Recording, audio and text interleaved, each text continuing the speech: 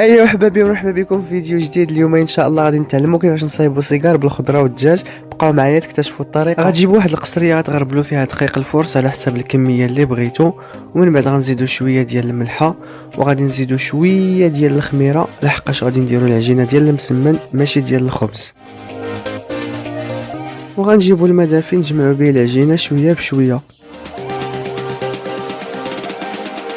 انا هنايا كثرت الماء، ولكن قالوا ناس زمان زيد الماء زيد الدقيق واخا الزياده من راس الحمق.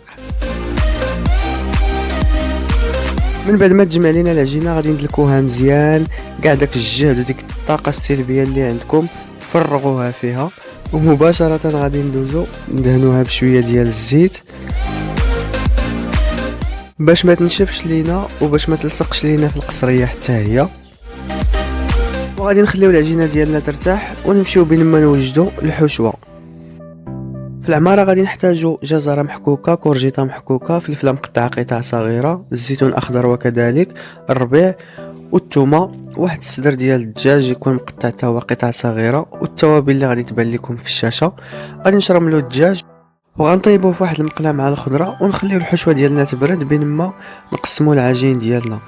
بعد ما دهنوا يديكم بالزيت غادي تبداو تقطعوا العجين على شكل كريات صغيره كما كتشوفوا في الفيديو. حاولوا ما تكبروهمش باش ما يجيكمش السيجار كبير بزاف. هنايا انايا وجاوني كبار شويه. عينكم ميزانكم. ومباشره غادي نحولوا هاد الكويرات لواحد البلاطو اللي يكون مدهون بالزيت ونغطوه ببلاستيكه باش ما تنشفش لينا العجينه.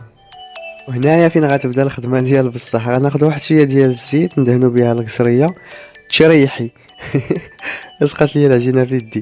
غادي نطلقوا العجينه على هذا الشكل هذا بواحد الشكل اللي هو رقيق، ولكن حاولوا معاها باش ما تقطعش. مباشره غناخذ واحد المعلقه اللي تكون عامره مزيان من الحشوه وغنحطوها وسط العجينه بشكل طولي، وتبعوا معايا المراحل باش تفهموا الطريقه كيفاش كندير.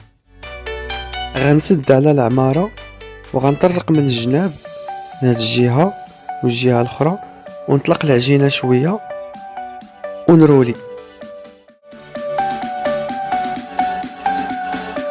هكا غنكونوا شكلنا السيجار ديالنا. غتبعوا نفس الطريقه على العجينه اللي بقات، ومباشره غادي ندوزو نطيبوهم.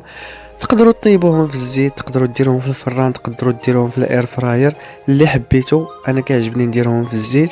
كيف العاده غادي نخليو الزيت حتى تسخن مزيان، وباش ما يعذبونيش كنديرهم هو الاول في هاد السباتيلا عاد كنحمروا من التحت كنقلبهم، وكنبقى هكا مع الكميه اللي عندي كلها حتى كنساليها.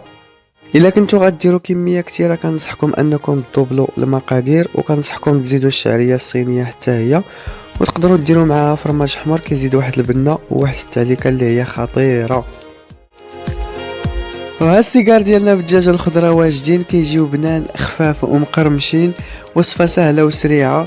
جربوها وردوا عليا الخبر، ونتمنى تنال الاعجاب ديالكم. والى عجبكم الفيديو ما تنساوش تابوناو في لاشين دابا، خليو لي شي لايك وشي تعليق يكون زوين بحالكم، وبارطاجيو مع احبابكم. وشكرا على الوقت ديالكم. نتلاقاو في الفيديو الجاي ان شاء الله. احبكم، الى اللقاء.